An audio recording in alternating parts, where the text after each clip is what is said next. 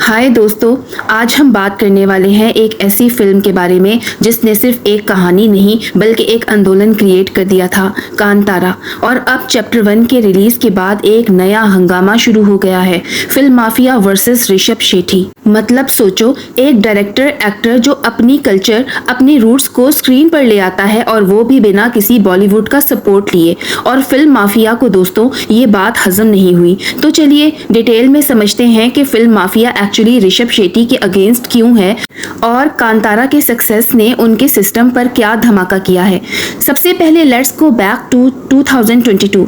कांतारा एक small budget Kannada film थी, around 16 crore के बजट पर बनी, लेकिन बॉक्स ऑफिस पे उसने 400 करोड़ क्रॉस कर लिया, मतलब 25 टाइम्स रिटर्न ऑन इन्वेस्टमेंट। और दोस्तों ये फिल्म ना कोई स्टार किड लेकर बनी थी, ना कोई बॉलीवुड के सुपरस्टार का कैमियो था, ना ही 100 करोड़ का वीएफएक्स बजट, बस एक सिंपल स्टोरी जो डीपली रूटेड थी इंडियन कल्चर में।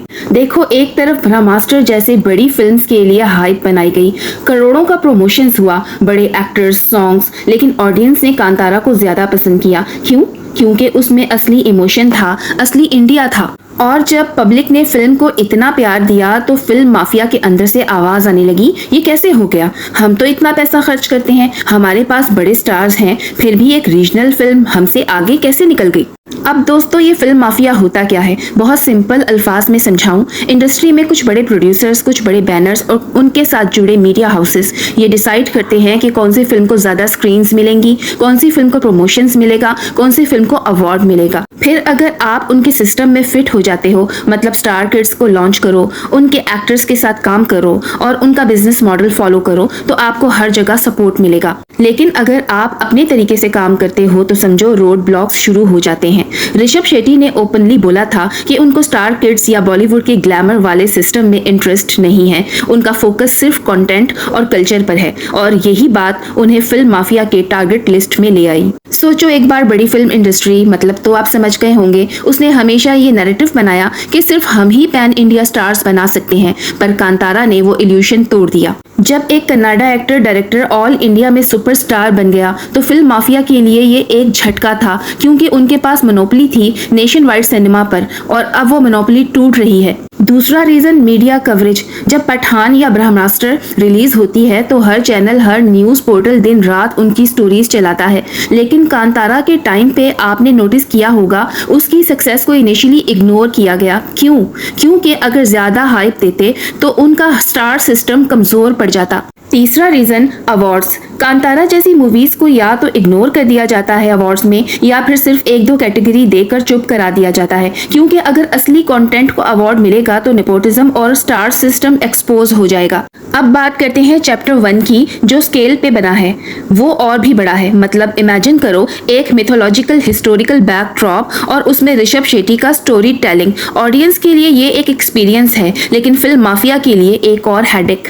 हिडन फैक्ट ये है कि कई बड़े डिस्ट्रीब्यूटर्स इनिशियली कांतारा चैप्टर 1 को नेशन वाइड रिलीज देने के लिए हेजिटेंट थे। क्यों? क्योंकि उन्हें डर है कि अगर फिर से ये फिल्म ब्लॉकबस्टर हो गई तो बॉलीवुड के बड़े बैनर्स की वैल्यू गिर जाएगी। लेकिन ग्राउंड रियलिटी ये है कि ऑडियंस अब स्मार्ट हो गई है। लोग ट्रेलर देखकर डिसाइड करते हैं कि फिल्म देखनी है या नहीं, ना कि मीडिया कवरेज या पेड प्रमोशन से। और दोस्तों एक और इंटरेस्टिंग बात, कांतारा ने प्रूफ कर दिया है कि रूटेड इंडियन स्टोरीज, चाहे वो कर्नाटका की हो, केरला की हो या उड़ीसा की हो, उनकी यूनिवर्सल अपील होती है। मतलब इंडिया के अलग अलग रीजन्स अपनी कहानियां ला सकते हैं और पूरे देश को इम्प्रेस कर सकते हैं। और ये बात फिल्म माफिया के बिजनेस के खिलाफ है, क्योंकि उनका मॉडल था कि सिर्फ उनकी फिल्म इंडस्ट्री ही नेशनल सिनेमा बनेगा। सो गाइस, इफेक्ट सिंपल है, अब मोनोपोली खत्म हो रही है। कांतारा चैप्टर 1 का सक्सेस एक सिग्नल है कि ऑडियंस अब सिर्फ बॉलीवुड स्टार्स के पीछे नहीं भाग रही, अब कंटेंट और ऑथेंसिटी डिमांड में है। मतलब अगर कल को एक मानीपुरी फिल्म या एक भोजपुरी फिल्म भी ओरिजिनल कंटेंट के साथ आई तो वो भी ऑल इंडिया हिट बन सकती है, और फिल्म माफिया के लिए ये एक नाइटमेयर है। इसी वजह से ऋषभ शेट्टी जैसे फिल्म मेकर्स को डेलिबरेटली अंडर प्ले करने की कोशिश होती है। लेकिन दोस्तों ट्रुथ एक ही है, ऑडियंस सब देख रही है। सोशल मीडिया ने ऑडियंस को पावरफुल बना दिया है। आजकल अगर मीडिया इग्नोर भी करे तो ट्विटर ट्रेंड्स और इंस्टाग्राम रील्स फिल्म्स को पॉपुलर बना देते हैं। तो दोस्तों ऋषभ शेट्टी ने फिल्म मेकर्स की नींदें उड़ा दी हैं और जैसे मैंने पहले भी कहा जितना भी ऑपोजिशन हो अगर पब्लिक सपोर्ट करे तो कोई भी माफिया किसी भी फिल्म मेकर को रोक नहीं सकता। अब सवाल आपसे, क्या आपको लगता है film mafia genuinely Rishabh Shetty के अगेंस्ट है या ये सिर्फ कोइंसिडेंस है? कमेंट्स में जरूर बताना। और गाइस अगर वीडियो पसंद आई तो लाइक शेयर और सब्सक्राइब करना ना भूलना। मिलते हैं अगली वीडियो में एक और धमाका टॉपिक के साथ। Bye bye.